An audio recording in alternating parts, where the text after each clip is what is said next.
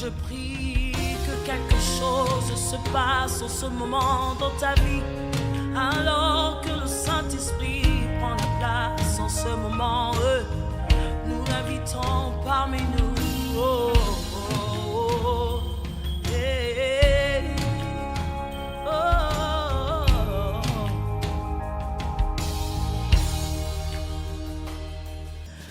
Le Seigneur, oui, cette montagne, cette montagne se déplacera. Cette montagne se déplacera. Cette montagne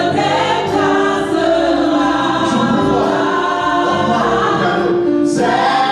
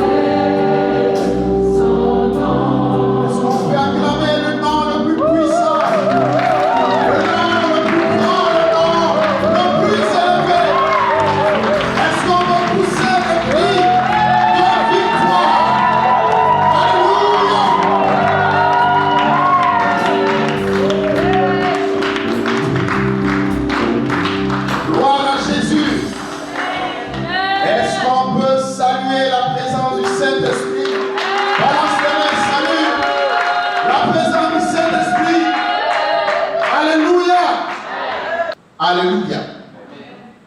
Triompher des malédictions liées au nom. Disons ensemble, triompher des malédictions liées au nom. Triompher des malédictions liées au nom. Alors peut-être que tu ne sais pas une chose, mais je vais te dire quelque chose. La Bible dit que tout ce qui est né de Dieu triomphe du monde. Or, les malédictions, les noms font partie de ce monde. Alléluia. Vous savez, la première personne qui a donné des noms depuis que le monde a été créé, c'est Dieu. Dieu est celui-là même qui a commencé à nommer les choses. Donc le nom ne vient pas, souvent les gens disent que c'est l'homme. Non, c'est d'abord Dieu qui a été le premier à nous faire connaître qu'il existe quelque chose qu'on appelle le nom. Alléluia.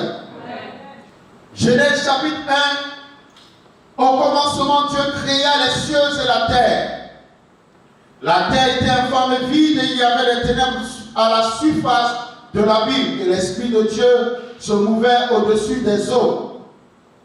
Dieu dit que la lumière soit et la lumière fut. Dieu vit que la lumière était bonne et Dieu sépara la lumière d'avec les ténèbres. Ensemble,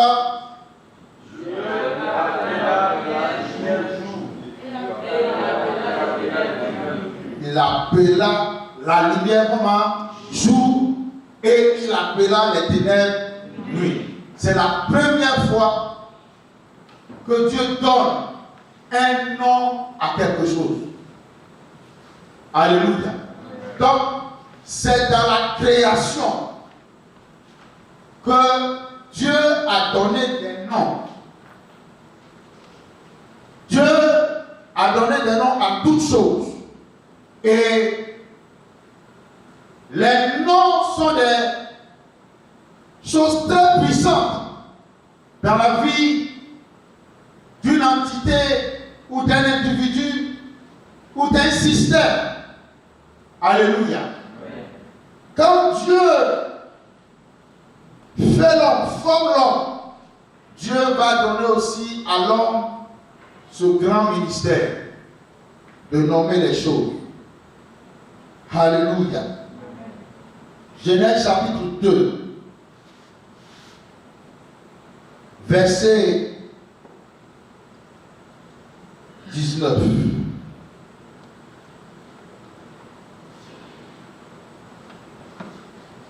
L'Éternel, là nous sommes plus dans la création, nous sommes maintenant où?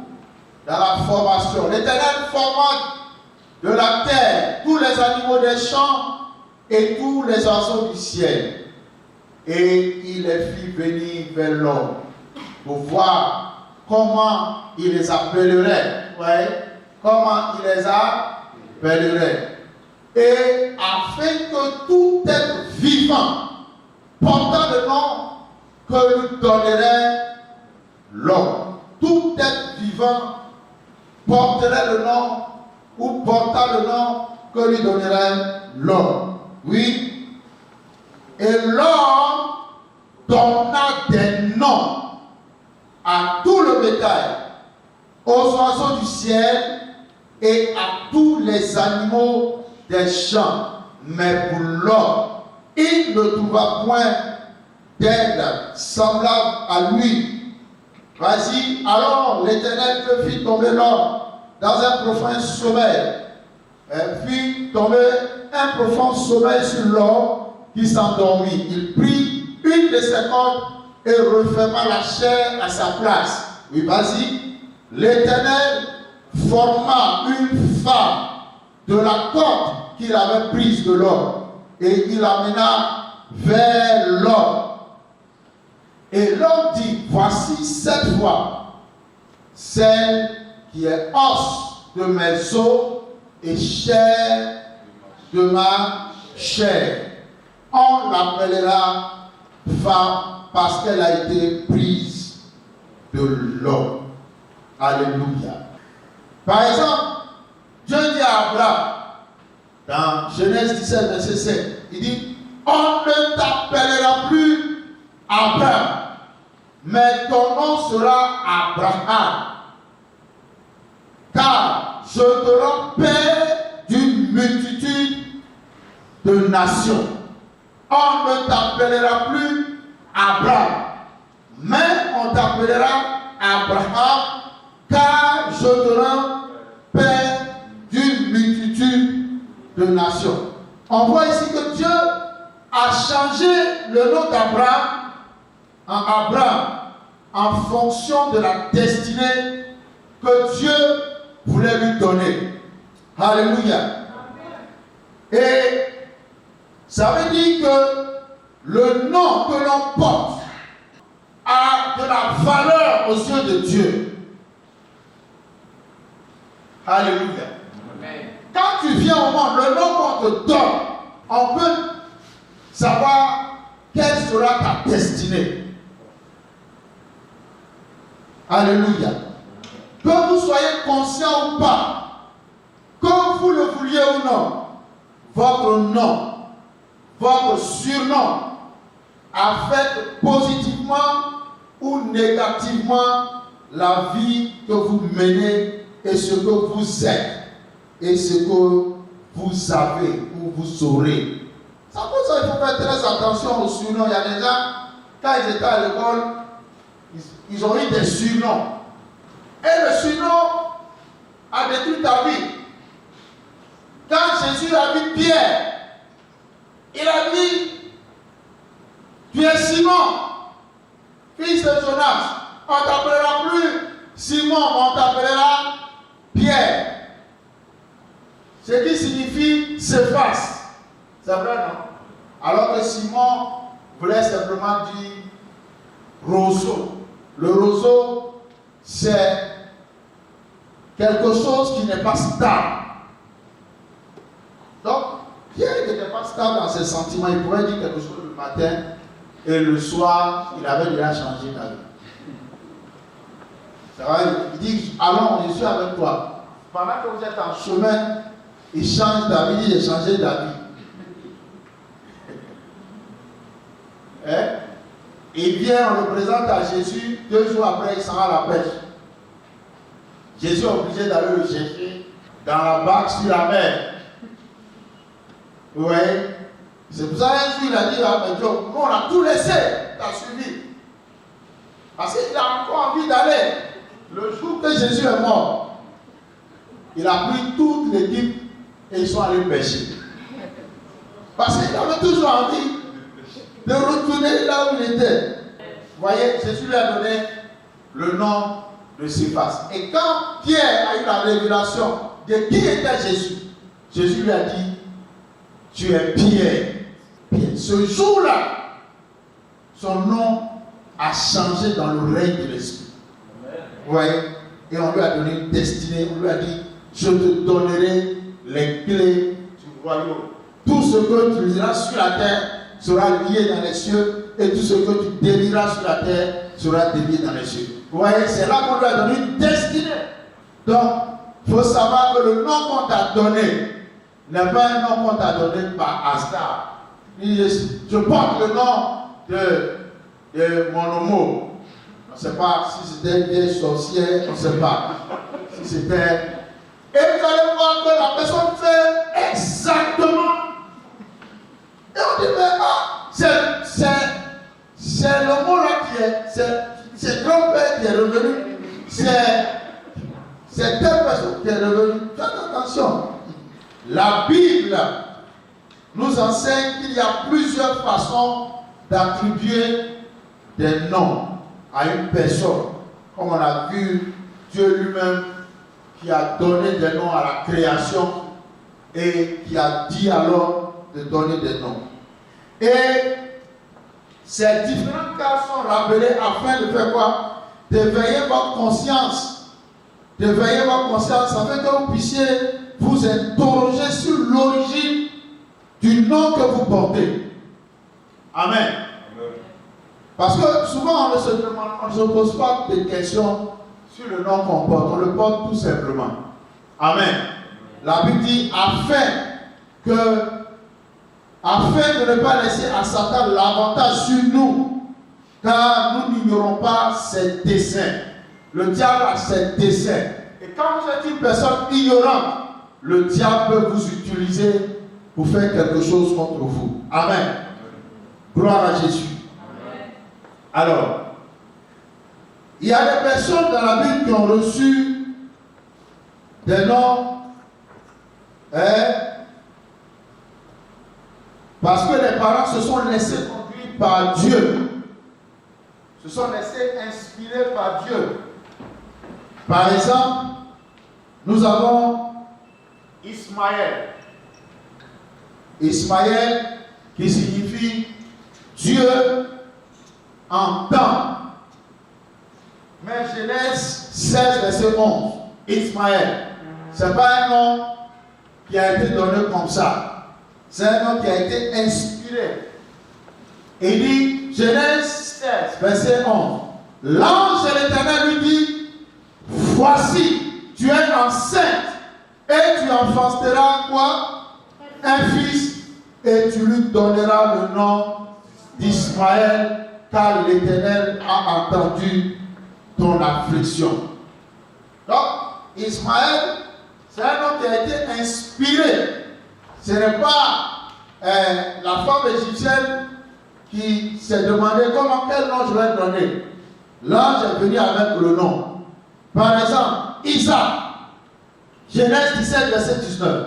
Isaac aussi est un nom inspiré par Dieu. Genèse 17. Genèse 17, verset 19. Dieu dit, certainement Sarah, ta femme, t'enfantera un fils et tu l'appelleras du nom de quoi? D'Isaac. J'établirai mon alliance avec lui comme une alliance perpétuelle pour sa postérité après lui. Sarah a ri, elle a dit, je suis déjà vieille. Et c'est le nom là qu'on a donné à qui? À l'enfant.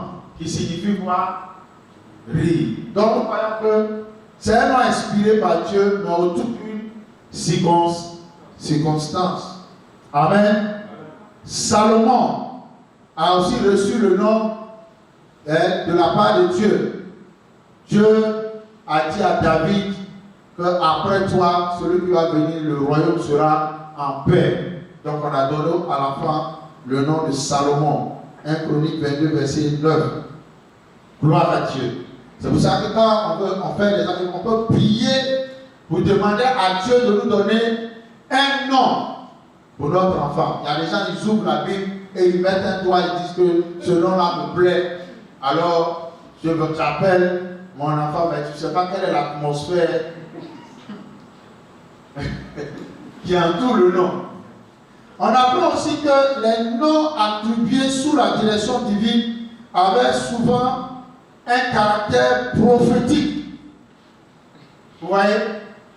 Amen. Par exemple, le nom d'un enfant avait souvent un rapport avec les circonstances et les sentiments.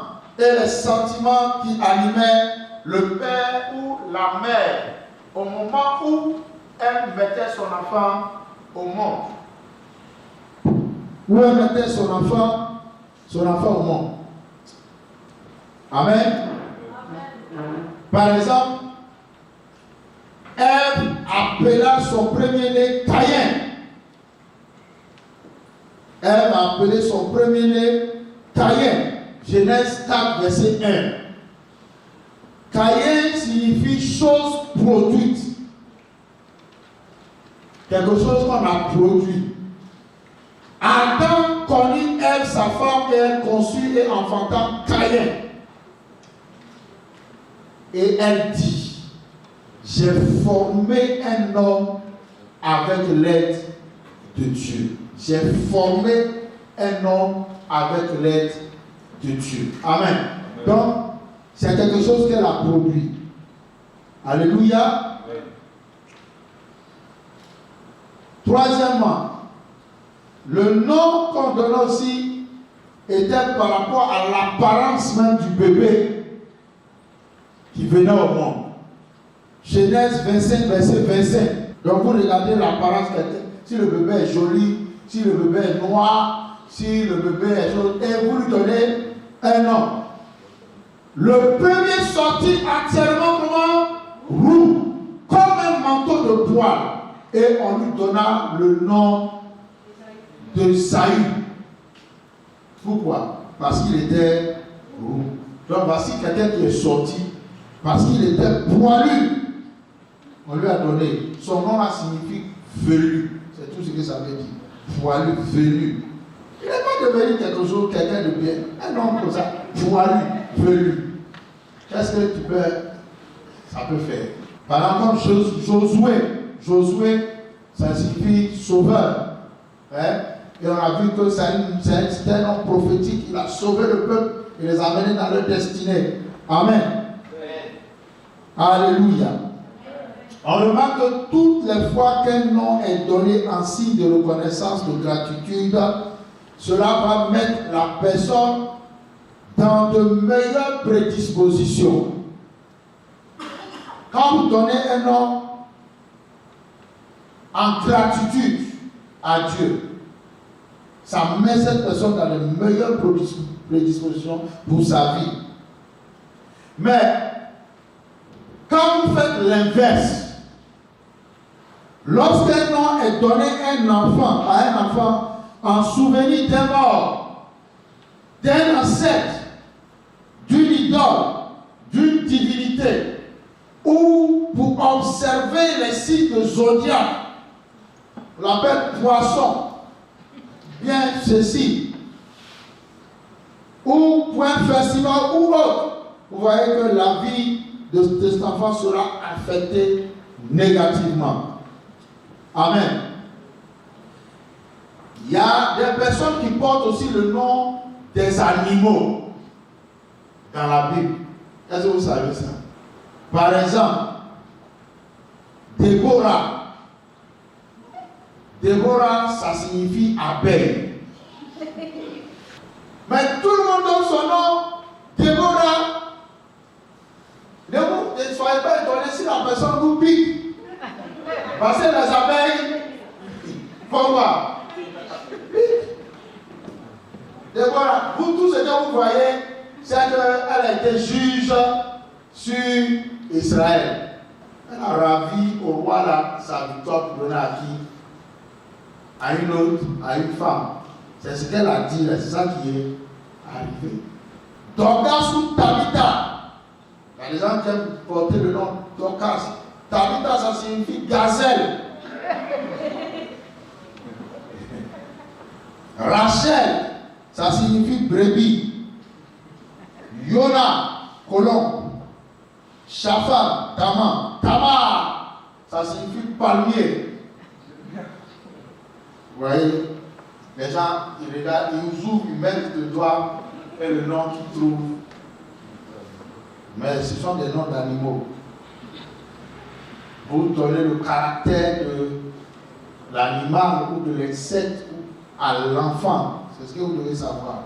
On voit qu'il y a des gens qui ont porté le nom de leurs parents. De leurs parents. Et quand on a voulu donner le nom de Jean, vous avez remarqué que les gens ont dit, ah, pourquoi on l'appelle du nom de Jean? Parce que dans sa généalogie, personne ne porte ce nom.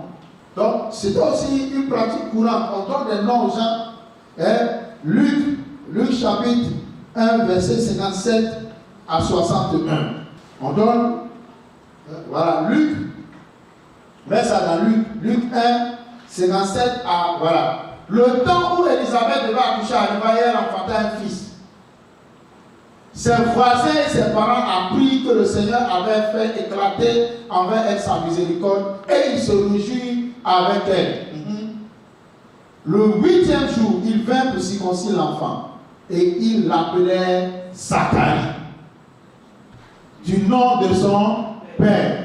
Comme Béni s'appelle, Béni porte mon nom. Mais sa mère prit la parole et dit non, il s'appellera Jean. Il lui dit, il n'y a pas dans ta parenté, personne qui soit appelé de ce nom. Vous voyez? Donc souvent les gens portent le nom de leurs parents. Et c'est ce système qui est aujourd'hui pratiqué dans la majorité de nos cultures. Vous voyez? Certaines croyances animistes considèrent que les morts ne sont pas morts. Donc, il donne des noms des personnes, des parents de feu. Hein? Par exemple, pendant qu'un parent est en train de mourir, et puis il y a un qui est en train de... On dit que c'est l'enfant, c'est le mot là qui est parti là-bas, on donne le nom. C'est pas bon. Alors, comment briser la malédiction qui est liée à votre nom? Le nom d'une personne traduit ce qu'est la personne. 1 Samuel 25, verset 25, très rapidement. 1 Samuel 25, verset 25. Quand on parle de nom, on donne beaucoup de passages. Normalement, ceux qui vont, il faut noter pour que demain, quand tu vas prêcher quelque part, quand tu vas avoir un nom bizarre, tu peux dire, bon voilà, ce nom-là. Il dit que mon Seigneur ne prenne pas ça, c'est Abigail qui parle. Que mon Seigneur ne prenne pas garde à ce méchant homme, à Nabal, car il est comme, disons ensemble, il est comme son nom. Nabal est son nom. Il y a celui de la folie.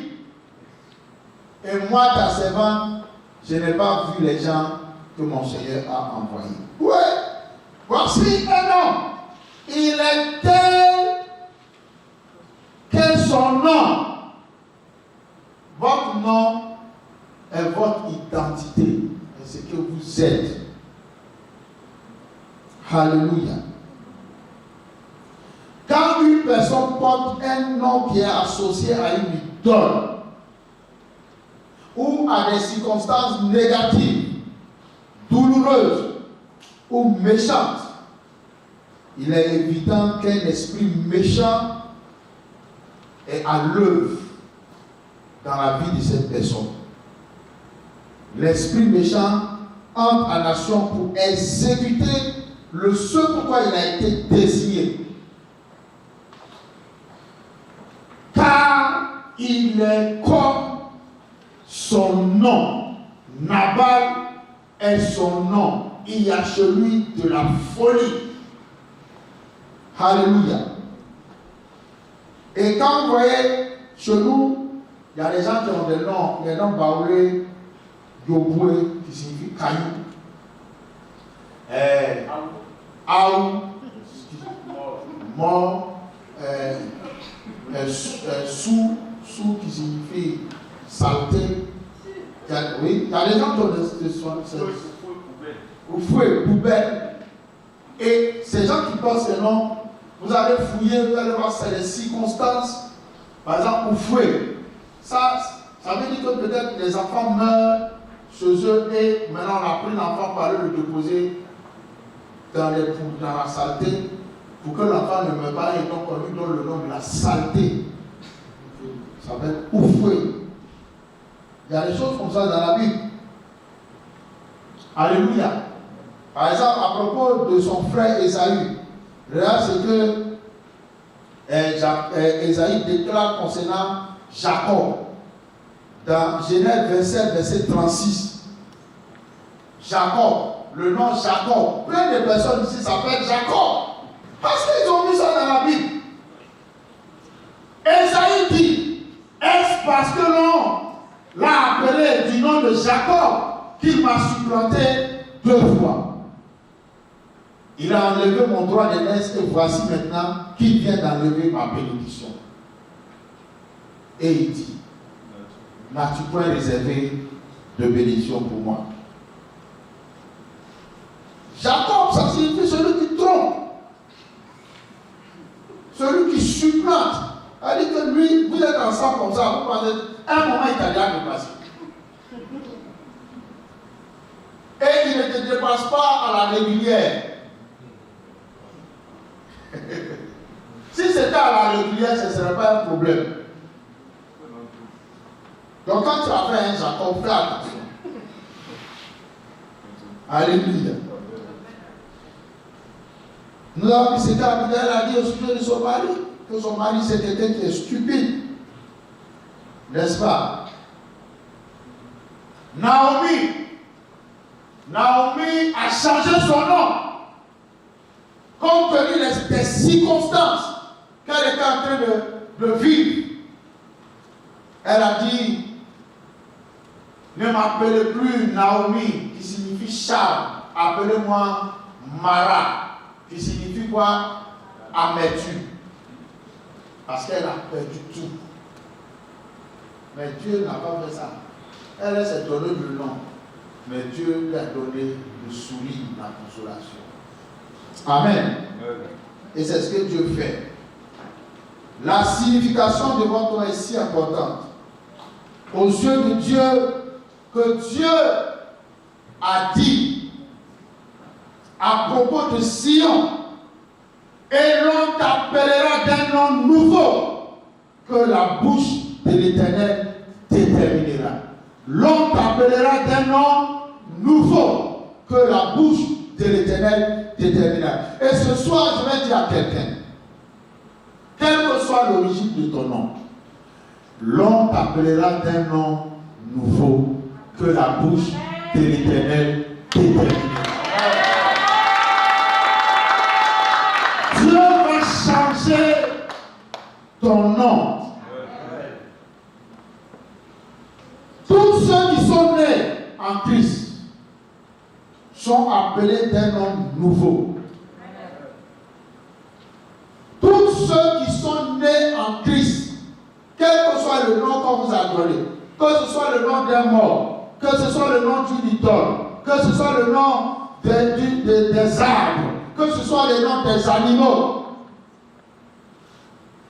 tous ceux qui sont nés en Christ, conformément à cette prophétie d'Ésaïe, sont appelés d'un nom nouveau.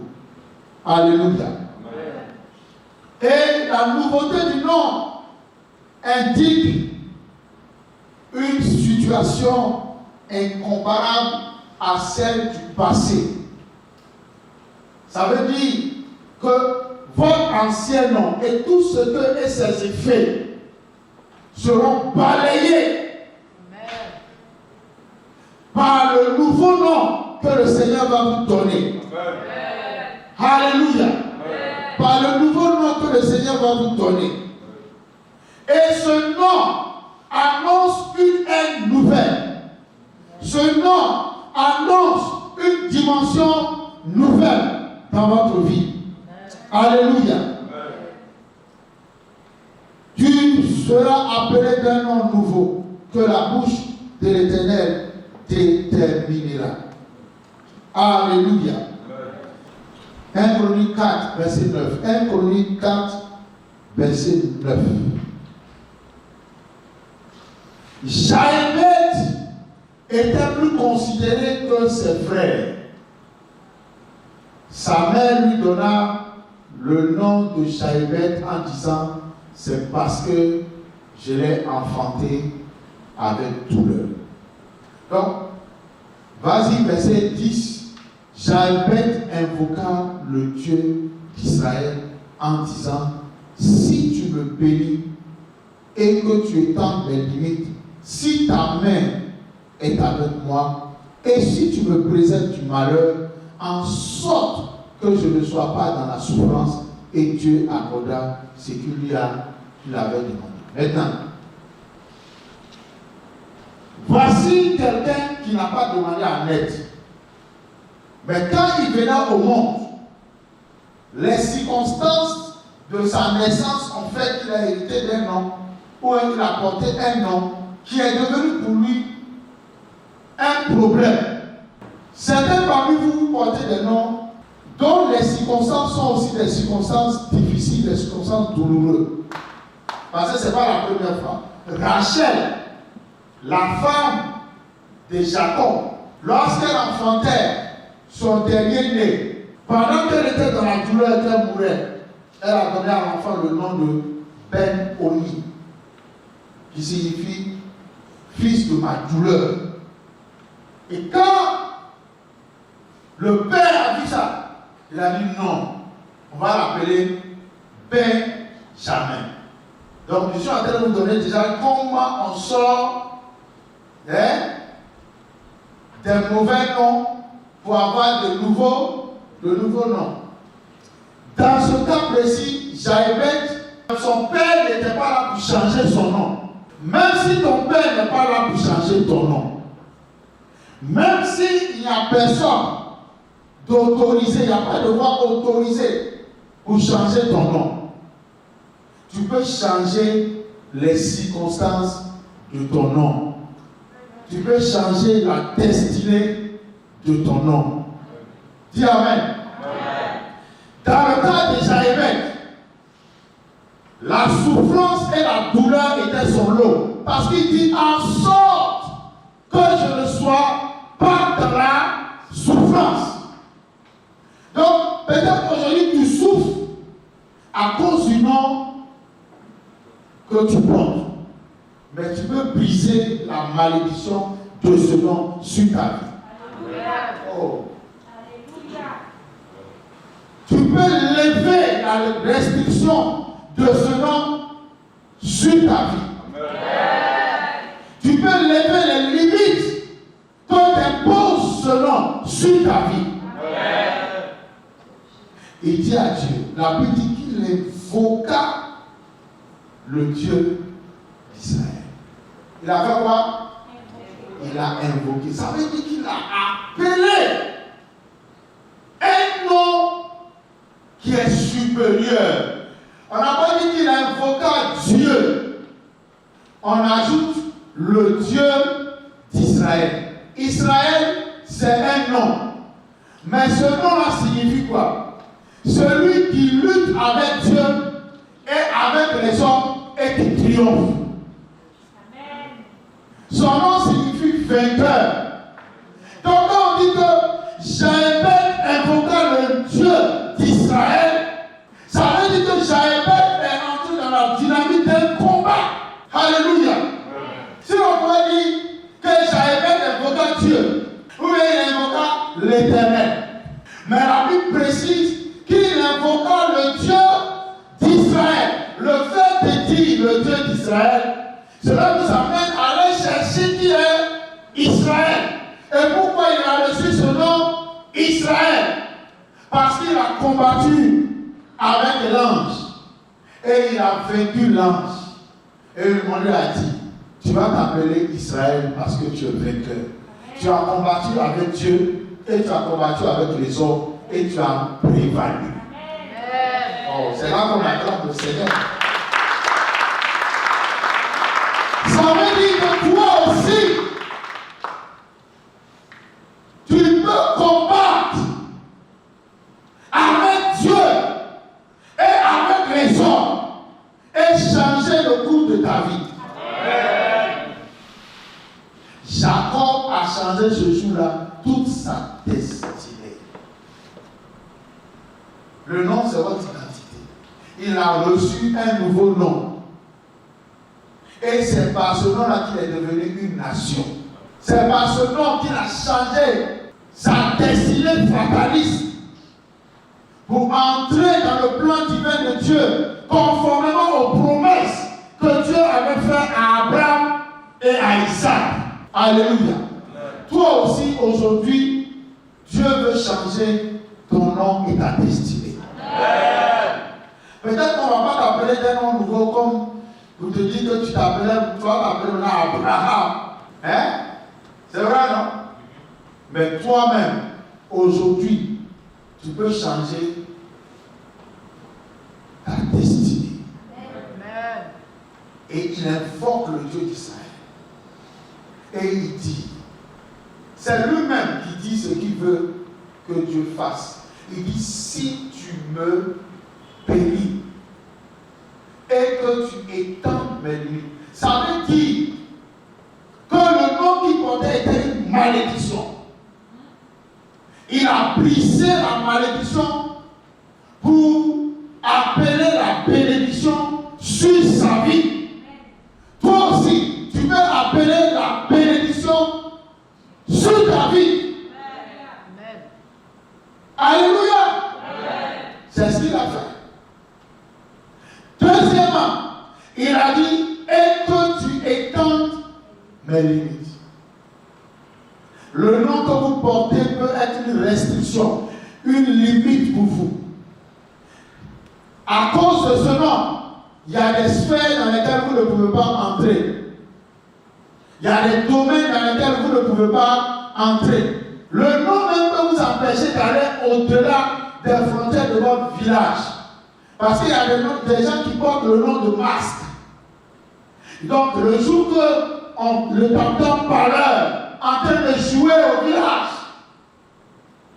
comme la fille là, notre petite voisine qui soitait la maison, vous vous souvenez? Quand on tape, là-bas elle a un esprit de combien? Ça la prend, elle soulève son mari, elle le jette là-bas, tous ceux qui viennent, elle le... Hey! C'était terrible, elle a une force incroyable, la petite là, qui était en bas, te souviens? Hey! Mais quelle est cette chose? Pasteur, viens, pasteur. Que c'est là quand le tam-tam en train d'appeler les gens là-bas. Tu vois, le tam-tam joue son nom.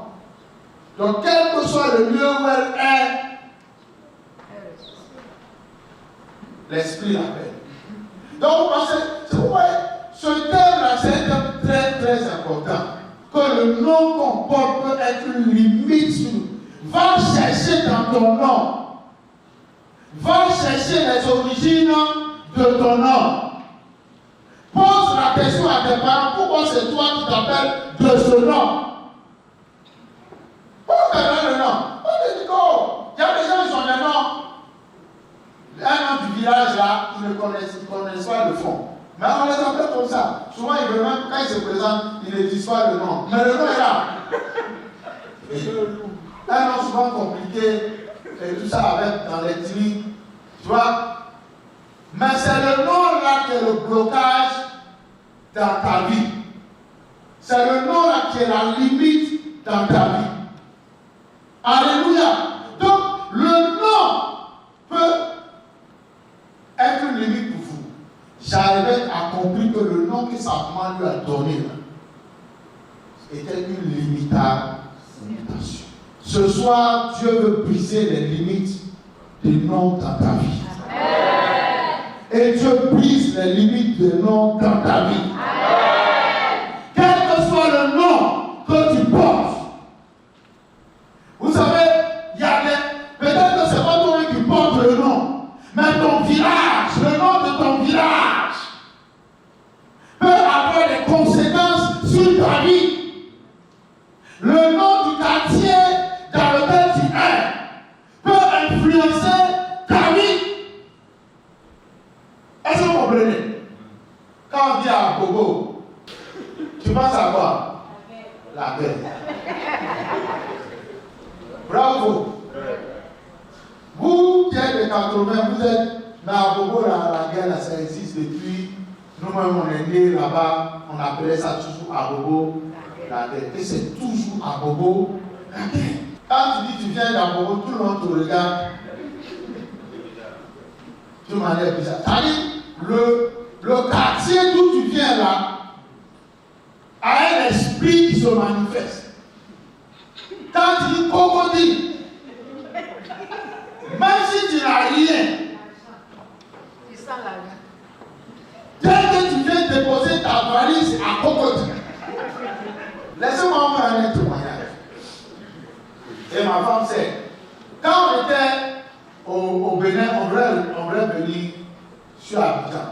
Et notre pasteur nous a dit, a dit aux gens de chercher une maison. Ils ont cherché une maison, ils ont trouvé une très belle maison pour nous à Bécherville. Moins cher, mais une très très belle villa, un duplex bien. Quand ils sont venus monter la maison était vraiment très bien. Le pasteur a dit, ils ne vont pas là à Bécherville. Non, mais papa, la maison est une chose. À l'époque, elle n'avait pas changé comme vous voyez là-haut. Il a dit, je veux délivrer Gauthier de l'esprit de Bécherville. Et il m'a appelé. Il m'a dit, on a trouvé une très belle maison pour toi, mais c'est à Bécherville. Mais tu n'as pas la banque, tu as trouvé une autre maison à la Riviera, à Cocody. Donc quand tu quittes directement là-bas, tu viens où? À Cocody. Maintenant, regardez ce qui va se passer. Quand j'étais à Belleville, j'étais à Papa. Tout le monde connaît Papa. C'est un point bizarre. Il y a les eaux, ici, et tout ça. Quand tu arrives à Papa, tu ne peux plus sortir. C'est comme une forteresse. Ça veut dire que si tu cherches une maison, même si on te montre la plus belle villa dans ce coin, elle n'y va pas. Barbara, c'est là-bas on emmenait les esclaves dans le temps colonial. C'est là-bas on emmenait les esclaves, ceux qui étaient rebelles, les prisonniers. C'est là-bas on les emmenait. Et puis il y a une petite île. On les emmenait, on les oubliait là-bas, d'autres mouraient. Donc quand tu vas là-bas, hey, même on ne savait pas, on a trouvé une très belle maison là-bas. Jeune manière là, on s'est mis là, pour quitter là-bas, Seigneur Jésus-Christ.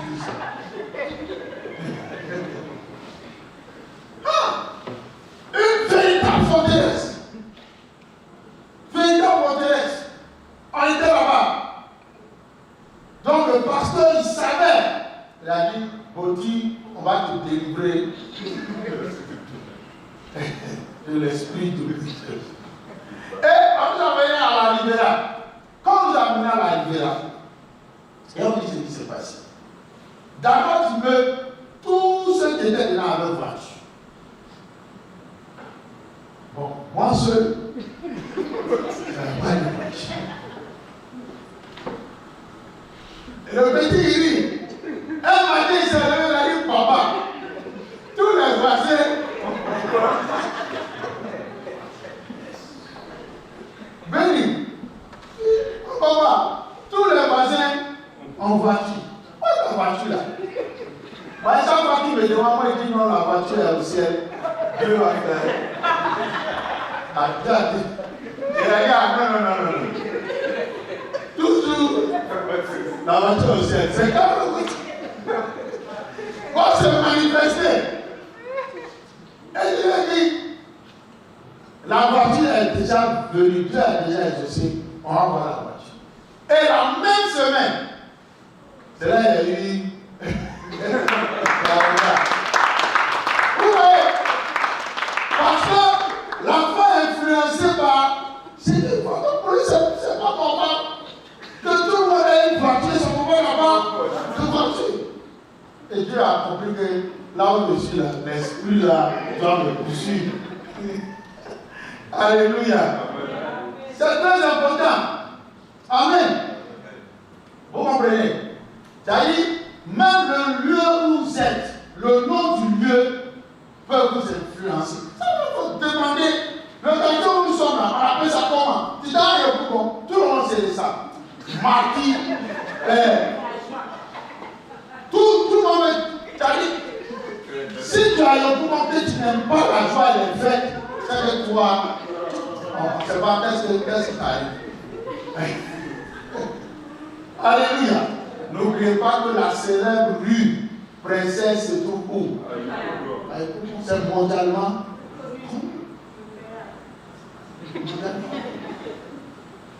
Et il y avait des rues comme ça à Rio de Janeiro. Il y a eu un grand réveil qui a brisé ça. Et c'est là que c'est ce qui a apporté le développement dans tout le Brésil. Vous voyez, ils avaient des rues comme ça où, comme les rues, la rue Princesse, où c'était l'esprit des eaux, l'esprit, la sirène, la reine, régnait là-bas la prostitution. Les pasteurs ont compris qu'il fallait changer. Et quand vous venez, Carrefour la vie, vous connaissez Carrefour la vie? À l'époque, on appelait ça Carrefour de la mort. Il y avait toujours des accidents. Ça, tout le monde connaît. Vous voyez? Mais nous bénissons la vie de Papa Zacharie. Père à son âme. Il a compris qu'il fallait changer le nom de cette. Ouais, comme j'avais fait affaire. Et ils sont allés là-bas, ils ont prié. Et ils ont baptisé le Carrefour. À partir d'aujourd'hui, qui s'appelle Carrefour de la vie. Depuis on a fait ça. L'esprit de mort a changé de place. Et la vie est venue s'installer dans cet endroit. Même les profanes savent que depuis qu'on a baptisé le nom, ça a changé. Toi aussi, ta situation peut changer.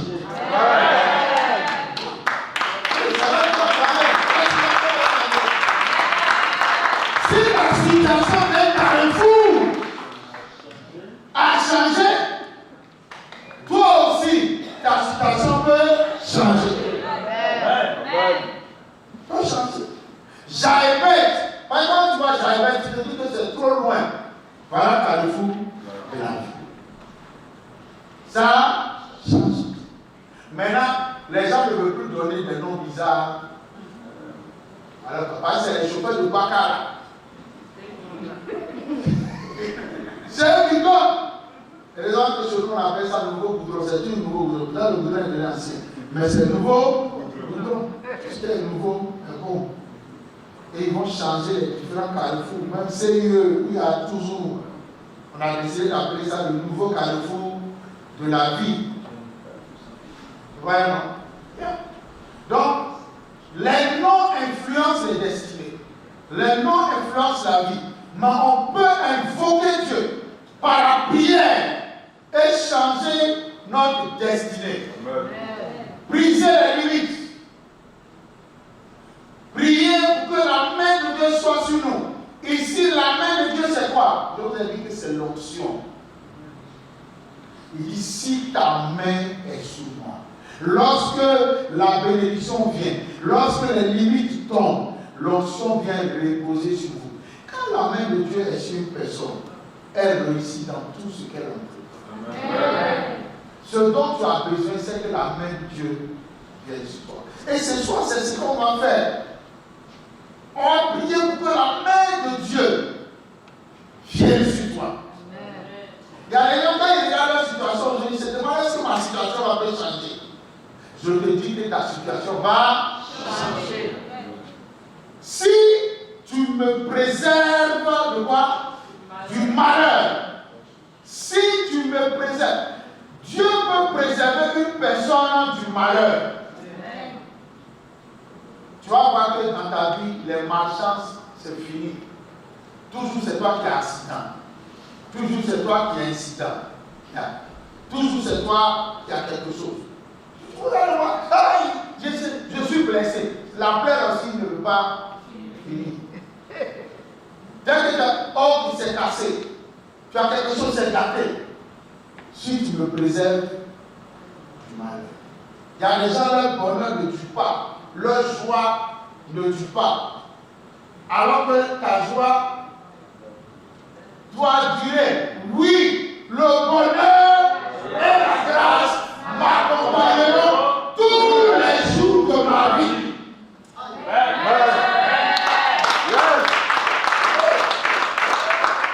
Pourquoi moi, ma joie doit durer simplement qu'un instant? Non, le bonheur et la grâce doivent m'accompagner tous les jours de ma vie. Et je dis à quelqu'un, à partir d'aujourd'hui, parce que Dieu change la destinée et l'identité de ton nom, le bonheur et la grâce vont t'accompagner tous les jours de ta vie.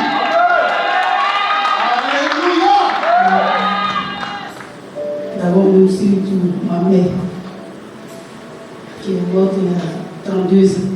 Mais tu la vois toujours. Je la vois toujours en songe.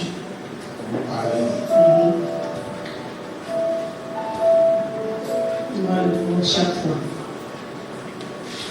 Et je vais te dire que c'est ça qui a gâté beaucoup de choses dans ta vie. Parce que ça gâte. Ça gâte, ça a mis la mort. Et souvent, c'est quand tu as quelque chose d'important que ça commence à venir. C'est ça? Et tout meurt. C'est l'esprit de mort qui prend la balance de ta mère. Ce n'est pas ta mère. Même la entière. Qui peut gâter. C'est la mort.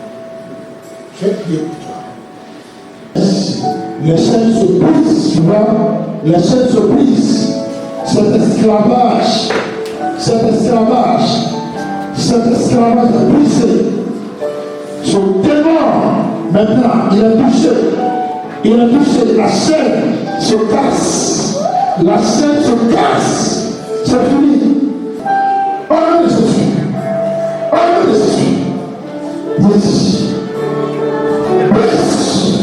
C'est le qui non, mais qui est assise sur elle. C'est là. Qui est assise sur elle. Elle a comme assise comme ça. Et tu es assis en bas d'elle.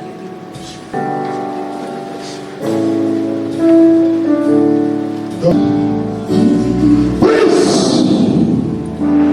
Dieu va t'envoyer loin. La mort.